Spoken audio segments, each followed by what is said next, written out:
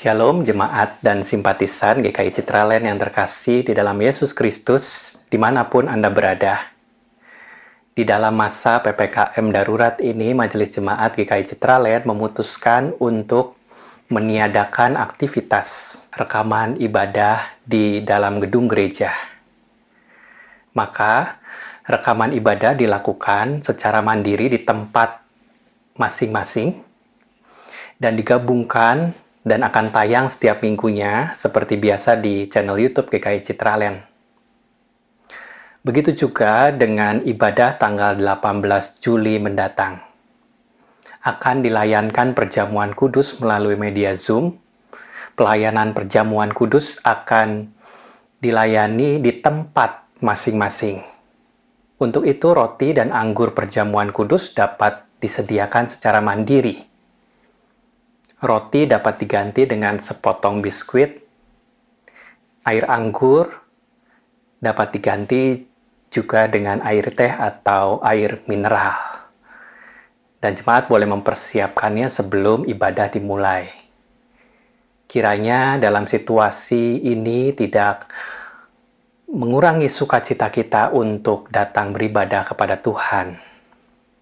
Sambil kita terus berdoa agar situasinya segera membaik, tetap memperketat protokol kesehatan, lebih berhati-hati ketika berinteraksi di luar supaya badan kita dan keluarga kita juga tetap terjaga sehat.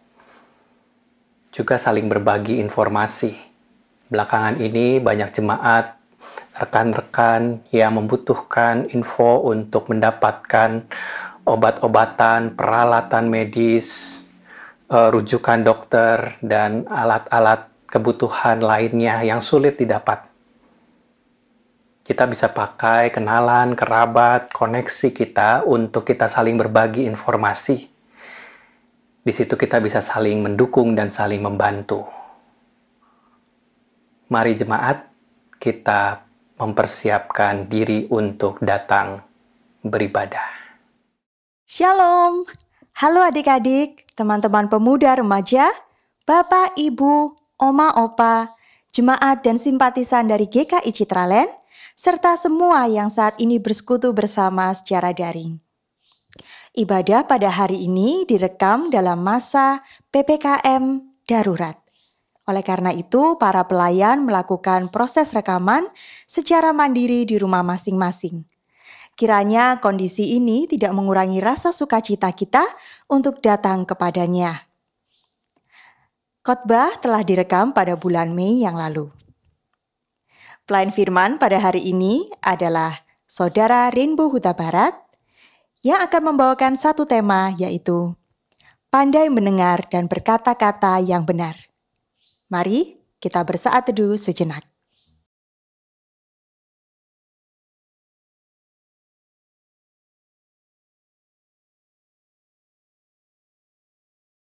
Kesetiaan akan tumbuh dari bumi, dan keadilan akan menjenguk dari langit. Bahkan Tuhan akan memberikan kebaikan, dan negeri kita akan memberi hasilnya. Serukan karyanya di tengah muka bumi.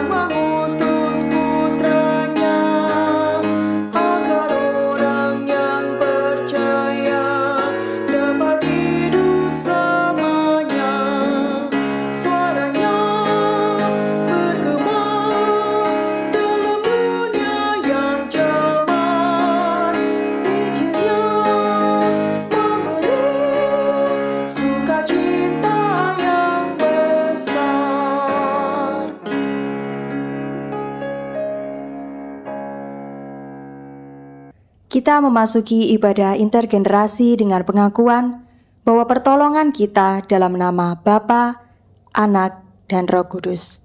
Amin.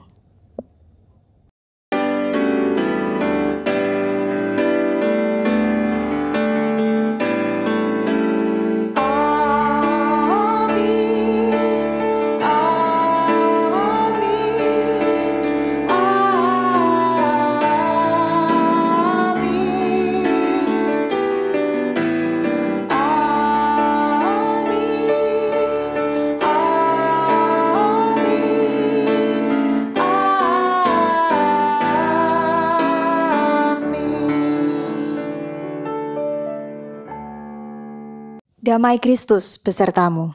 Dan besertamu juga. Jemaat yang terkasih, mendengarkan adalah hal yang penting untuk dipelajari dalam kehidupan orang percaya. Karena dengan demikian, kita sudah mengetahui kebenaran yang sesungguhnya. Kabar baik haruslah disampaikan dengan penuh sukacita. Anak-anak, kata-kata yang kita ucapkan itu akan menjadi kesaksian untuk memuliakan nama Tuhan. Semua ucapan bisa menjadi berkat bagi orang lain. Maka dari itu, mari kita berkata-kata yang baik, supaya kita juga bisa menjadi berkat dimanapun kita berada. Ayo kita ajak papa, mama, saudara kita, oma, opa, dan semua yang ada di rumah untuk bersama-sama memuji Tuhan. Big or small.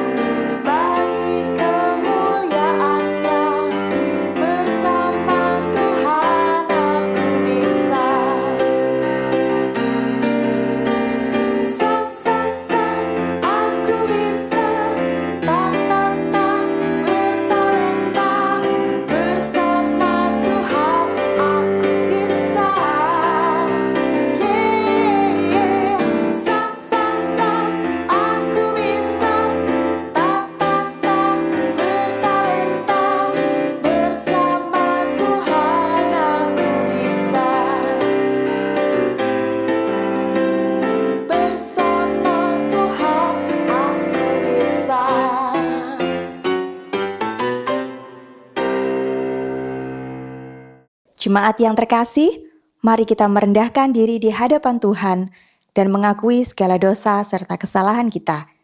Jemaat diberi kesempatan untuk berdoa secara pribadi.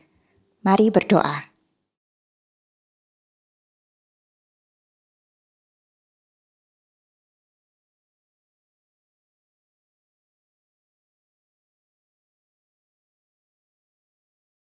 Bapa di surga, inilah pengakuan dosa yang kami ungkapkan, dan kiranya kasih anugerah-Mu yang menyucikan hidup kami, karena Engkau Maha Tahu apa yang kami pikirkan, katakan, dan lakukan. Kami berjanji untuk hidup lebih taat kepadamu. Dalam nama Tuhan Yesus kami berdoa. Amin.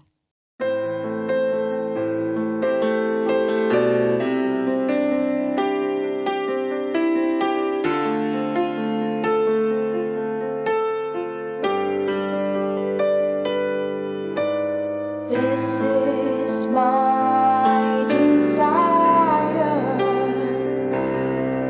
to honor you, Lord, with all my heart I worship you.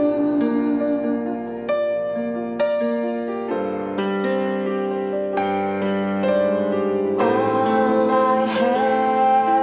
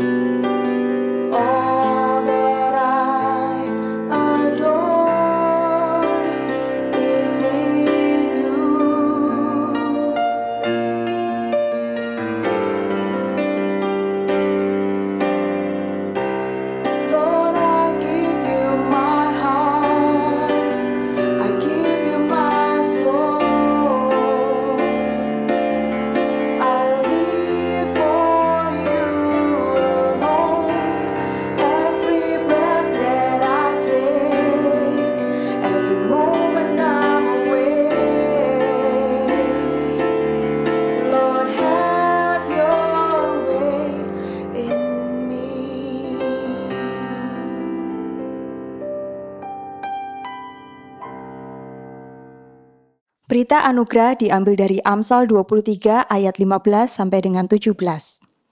Hai anakku, jika hatimu bijak, hatiku juga bersukacita. Jiwaku bersukaria kalau bibirmu mengatakan yang jujur. Janganlah hatimu iri kepada orang-orang yang berdosa, tetapi takutlah akan Tuhan senantiasa. Demikianlah berita anugerah dari Tuhan. Syukur kepada Allah.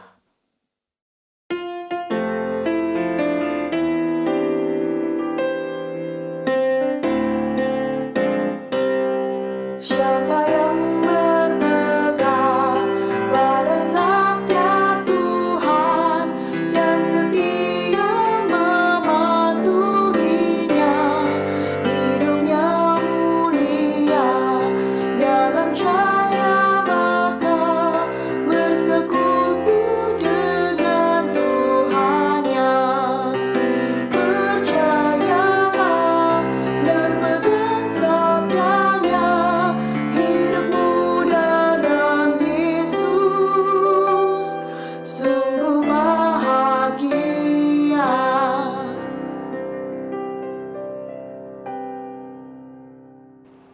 Mari kita bersatu dalam doa. Keberdosaan menjadi suatu hambatan bagi kami untuk menikmati berkat kemurahan-Mu. Tetapi karena pengorbanan-Mu, kami dapat berdiri di sini bersama untuk mendengarkan firman. Kami datang bagai jiwa yang gersang, yang membutuhkan hujan, yang membutuhkan ketenangan di badai yang teruk. Kiranya kami menjadi oasis di tengah kehidupan kami, menjadi penghidup dan cahaya melalui firman-Mu yang akan kami dengarkan. Berikan kuasa Roh-Mu, daya yang mampukan kami untuk memahami firman-Mu. Amin. Sabda Tuhan dibacakan dari Injil Markus 6, ayatnya yang ke-14 sampai dengan 29. Raja Herodes juga mendengar tentang Yesus, sebab namanya sudah terkenal dan orang mengatakan Yohanes Pembaptis sudah bangkit dari antara orang mati. Dan itulah sebabnya kuasa-kuasa itu bekerja di dalam dia. Yang lain mengatakan dia itu Elia. Yang lain lagi mengatakan dia itu seorang nabi, sama seperti nabi-nabi yang dahulu. Waktu Herodes mendengar hal itu, ia berkata, bukan dia itu Yohanes yang sudah kupenggal kepalanya dan yang bangkit lagi. Sebab memang Herodeslah yang menyuruh orang menangkap Yohanes dan membelenggunya di penjara, berhubung dengan peristiwa Herodias, istri Filipus saudaranya, karena Herodes telah mengambilnya sebagai istri. Karena Yohanes pernah menegur Herodes, tidak halal engkau mengambil istri saudaramu.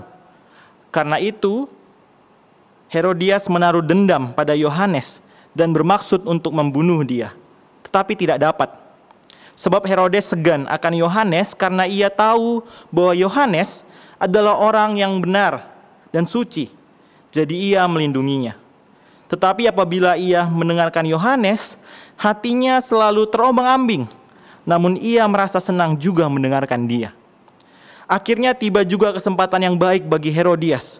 Ketika Herodes pada hari ulang tahunnya mengadakan perjamuan untuk pembesar-pembesarnya, perwira-perwiranya, dan orang-orang terkemuka di Galilea.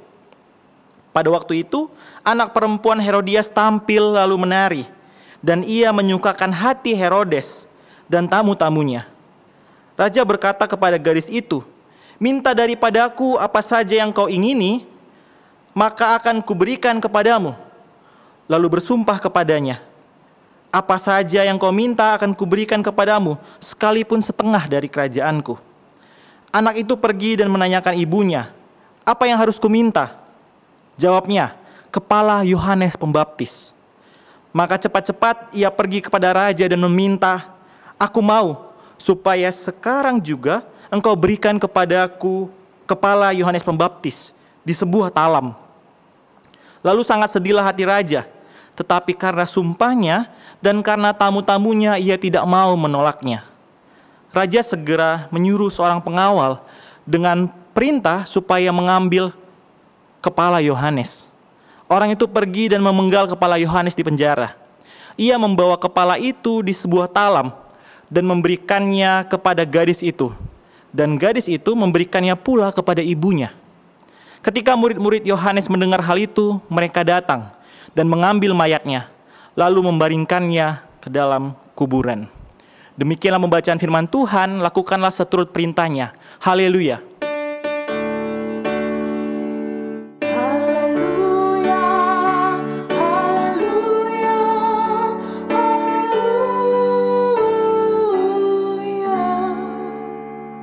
Bapak, Ibu, Saudara sekalian, sebelum menyampaikan khotbah, izinkan saya melakukan perkenalan.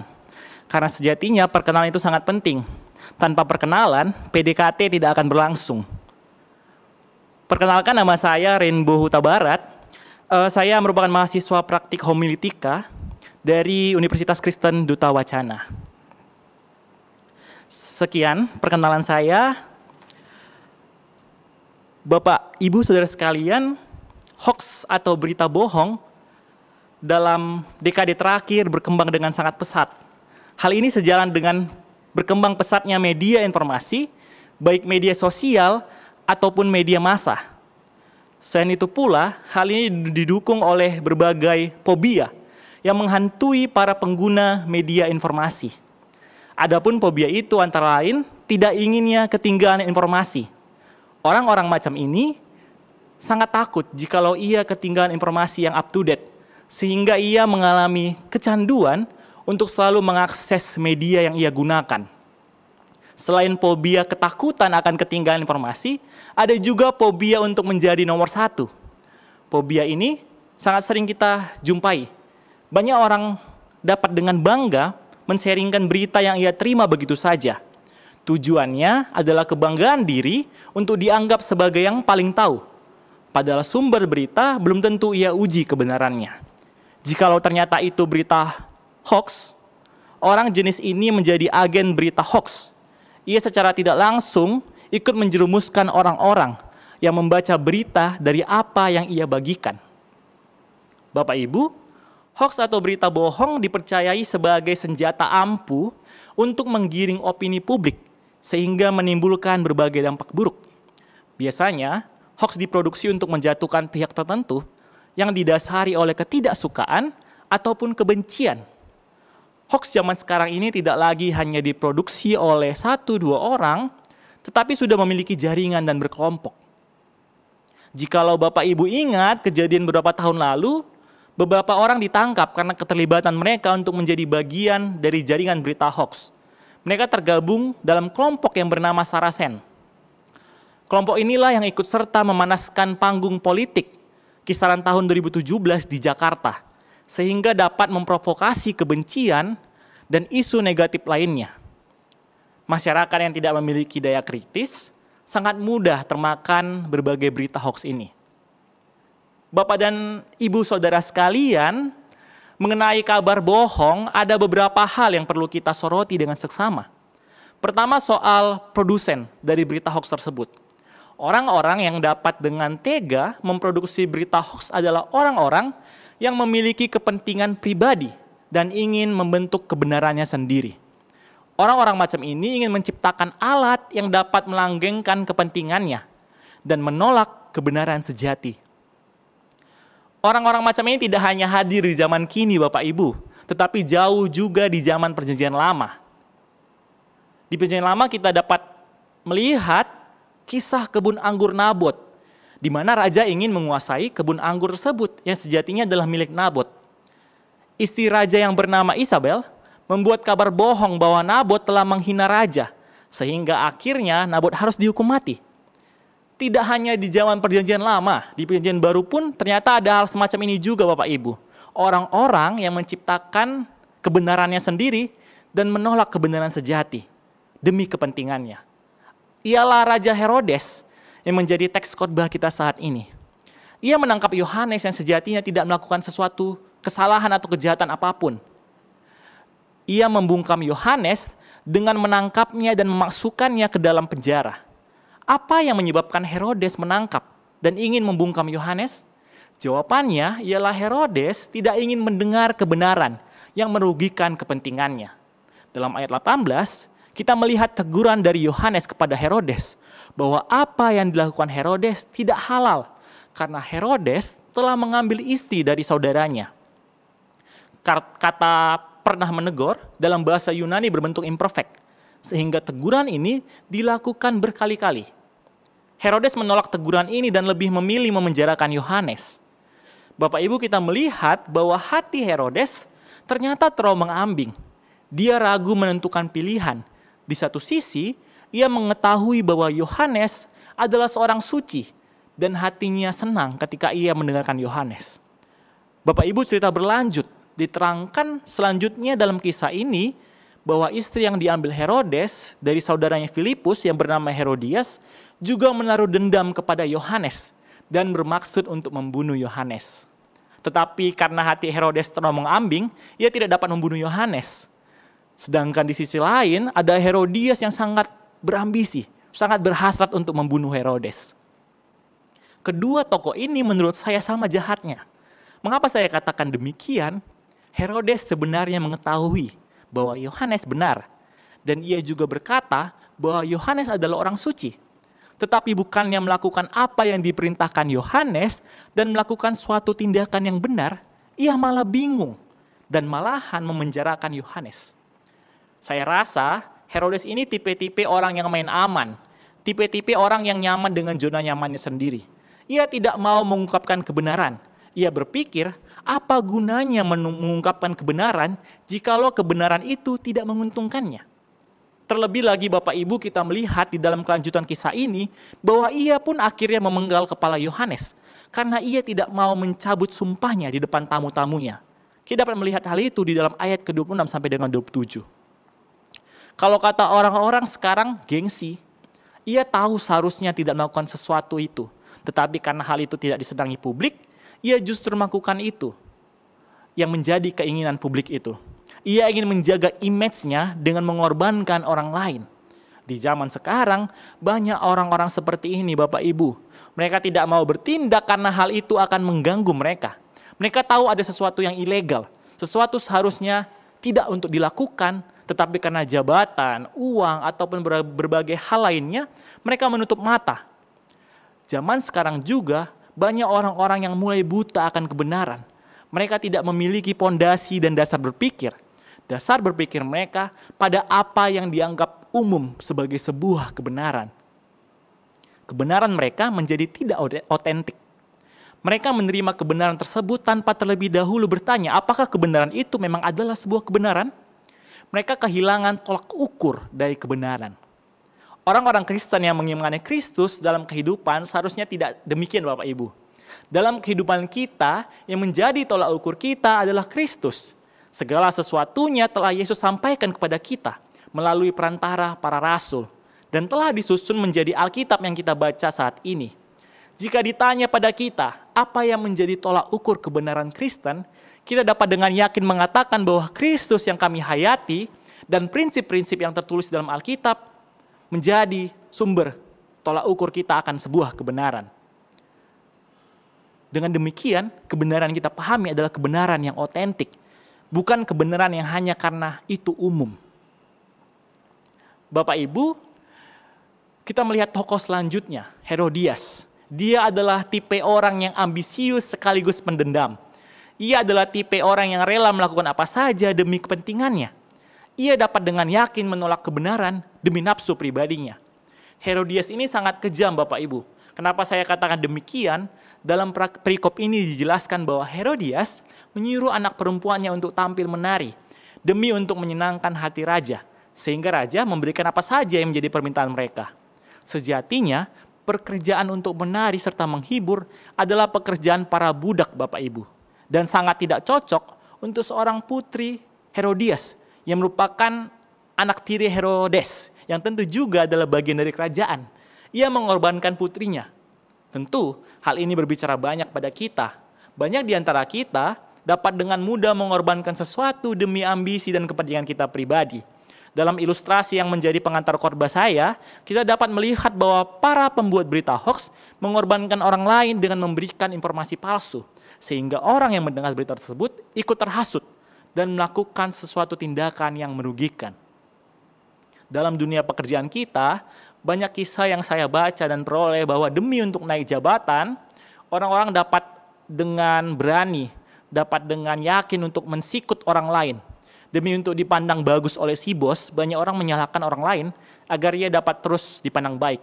Saya harap sebagai orang Kristen, kita tidak demikian Bapak Ibu. Saya rasa orang Kristen yang memahami nilai kekristenan dapat dengan jujur bekerja dan mendapatkan sesuatu sesuai dengan kemampuannya. Tokoh terakhir yang menarik untuk kita bahas ialah putri dari Herodias itu sendiri, yang dalam beberapa buku tafsir disebut Salome.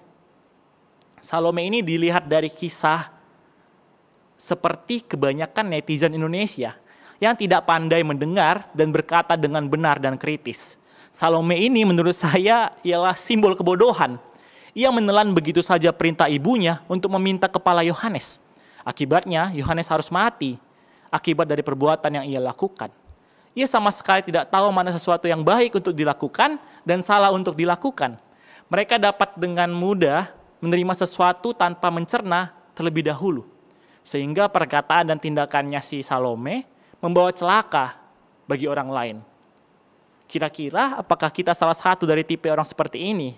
Saya harap tidak Bapak Ibu. Saya yakin orang-orang Kristen memiliki daya kritis untuk menerima sesuatu informasi sehingga tidak menyesatkan atau membunuh orang lain.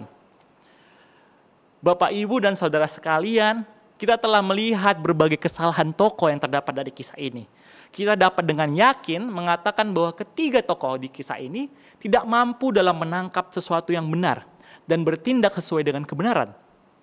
Orang-orang seperti ini juga tidak memiliki tolak ukur dari segala tindakannya. Tolak ukur dari segala tindakan mereka adalah sejauh mana kepentingan mereka sendiri, zona nyaman, ataupun dendam dapat terpenuhi. Dalam nyanyian Mazmur, khususnya dalam Mazmur 85 ayat 9, kita mendapati bahwa pendengaran kita perlu diarahkan kepada Allah. Allah menjadi tolak ukur segala tindakan kita. Allah telah berfirman tentang damai kepada umatnya. Pekerjaan kita adalah mendengar dan melakukannya tidak hanya dalam perkataan, tetapi juga tindakan. Orang-orang yang tidak mendengar Allah itu sama saja dengan kembali kepada kebodohan. Kita perlu memahami bahwa mendengar bukan soal telinga, tetapi bagaimana kita memahami dan mengerti. Begitu pula berkata-kata, tidak hanya soal perkataan, tetapi juga berbicara mengenai tindakan. Perkataan buruk akan menimbulkan petaka, tetapi perkataan baik tentu akan mendatangkan berkat bagi sesama kita. Kekayaan pengikut Kristus terletak pada ketaatannya untuk mendengar dan melakukan firman Tuhan. Kita telah diberi karunia Bapak Ibu, Roh Kudus hadir di hidup kita, hadir di masing-masing kita umat percaya. Roh Kudus itulah yang memampukan kita. Kita juga telah tahu siapa yang sebaiknya patut kita dengar, yang menjadi tolak ukur kita dalam bertindak. Semoga kita selalu mampu untuk mendengar, berkata, bertindak dalam kehidupan kita sehari-hari. Tuhan memberkati kita. Amin. Saat teduh bagi kita semua.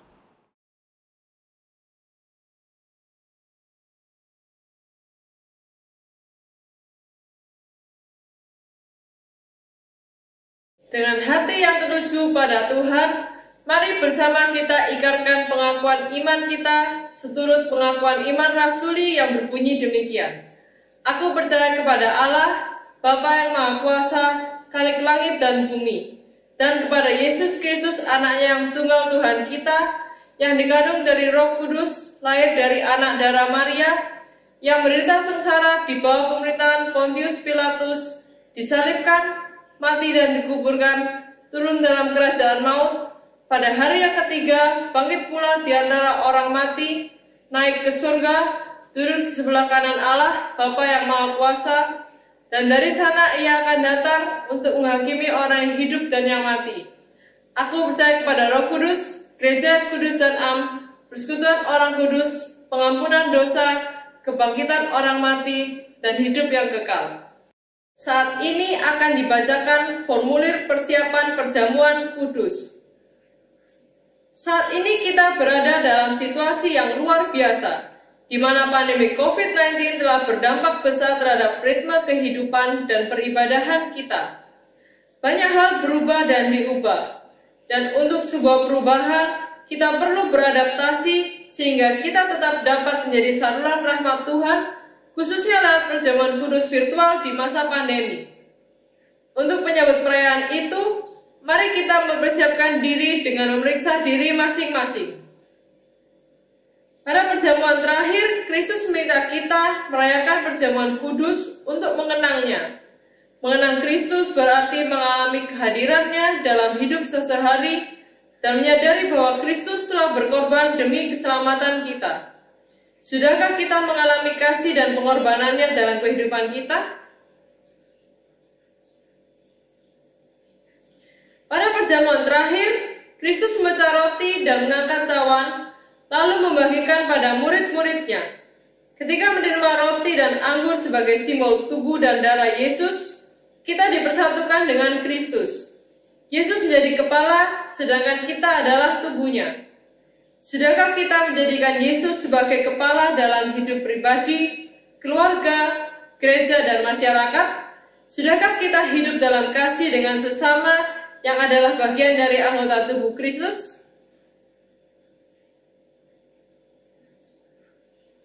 Dengan makan roti dan anggur, kita dipersatukan dalam kematian dan kebangkitan Kristus. Ini berarti kita perlu menyangkal diri, memikul salib dan mengikut Kristus. Menyangkal diri berarti rela berkorban demi Tuhan dan sesama. Sudahkah kita berkorban bagi sesama dengan menjaga kesehatan diri dan turut serta merawat kehidupan menjaga kesehatan sesama? Apakah jemaat siap dan bersedia untuk mengikuti perjamuan kudus mendatang? Kiranya Roh Kudus menolong kita dalam mempersiapkan diri merayakan perjamuan kudus tanggal 18 Juli 2021 pukul 9 yang akan dilayankan secara virtual melalui aplikasi Zoom. Tuhan berkati kita sekalian. Jemaat terkasih, mari kita menaikkan syafaat-syafaat kita di dalam doa. Mari berdoa. Bapa di surga, di tengah-tengah begitu banyaknya berita-berita yang menyedihkan, berita-berita duka yang belakangan ini kami terima, baik dari keluarga kami sendiri, baik dari orang-orang sekitar kami, jemaatmu, kerabat, saudara-saudara yang kami kasihi, bahkan orang-orang di luar sana yang menderita sakit, yang berduka kehilangan, yang harus terus berusaha menghidupi kehidupan keluarga mereka, yang masih berjuang mendapatkan perawatan rumah sakit, mendapatkan obat-obatan dan perawatan yang terbaik untuk kesembuhan mereka. Kiranya mereka juga boleh tetap berharap dan bersandar hanya kepada Tuhan, sambil terus berusaha.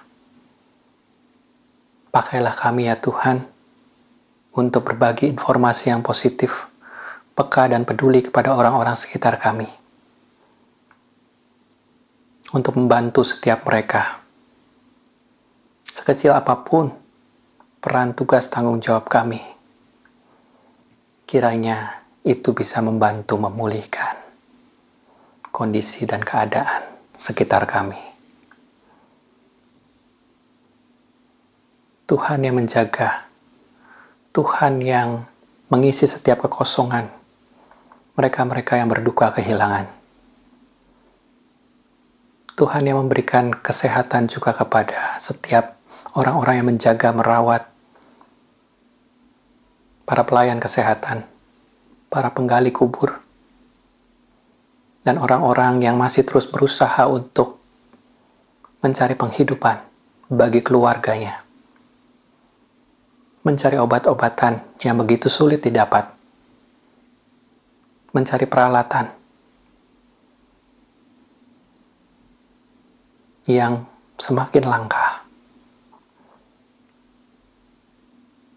Kiranya Tuhan yang memulihkan segala sesuatunya.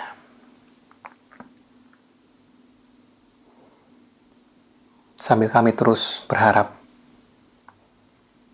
situasinya dapat segera pulih. Berdoa bagi pemerintah,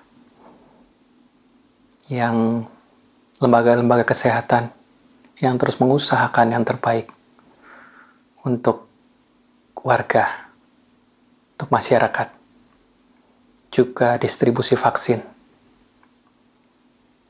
Kiranya itu juga membantu dan menolong pemulihan itu. Setiap masyarakat, kami, termasuk di dalamnya, untuk terus lebih ketat menjalankan protokol kesehatan, lebih berhati-hati dengan kegiatan kami di luar, dan menjaga diri, menahan diri untuk kebaikan semuanya. Inilah doa dan permohonan kami, yang kami panjatkan hanya di dalam nama Tuhan kami Yesus Kristus, yang mengajar kami berdoa. Bapa kami yang di sorga, dikuduskanlah namamu. Datanglah kerajaanmu, jadilah kehendak-mu di bumi seperti di sorga.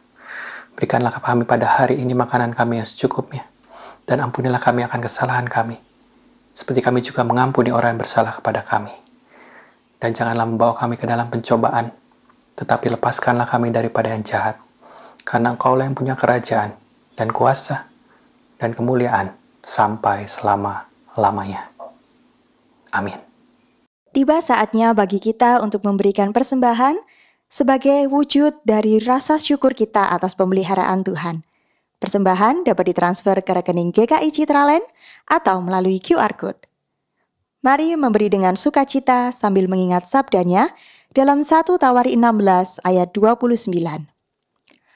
Berilah kepada Tuhan kemuliaan namanya.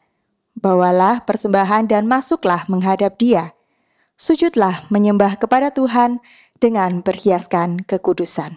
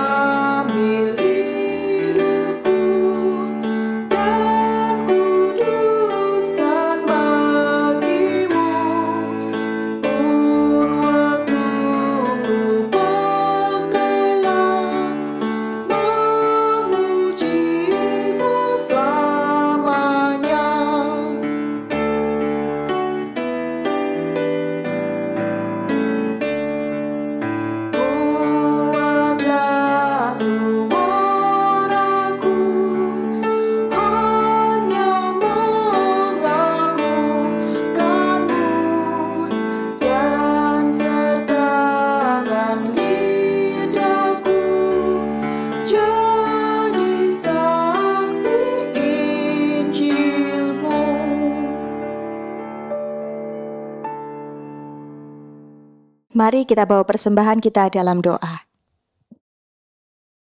Terima kasih Tuhan atas berkat-berkat yang Kau curahkan dalam kehidupan kami. Kini kami membawa persembahan yang telah terkumpul ini. Kiranya setiap tangan yang mengelolanya, Engkau dapat memberkati dan dengan hikmat-Mu. Apa yang telah kami kumpulkan ini dapat terkelola dengan baik. Dalam Kristus Yesus kami berdoa. Amin.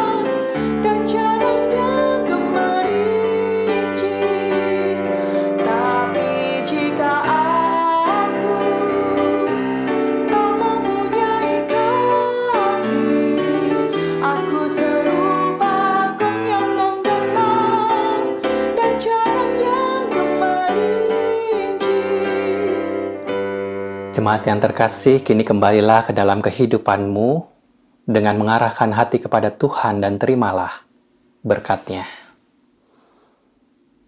Tuhan memberkati engkau dan melindungi engkau.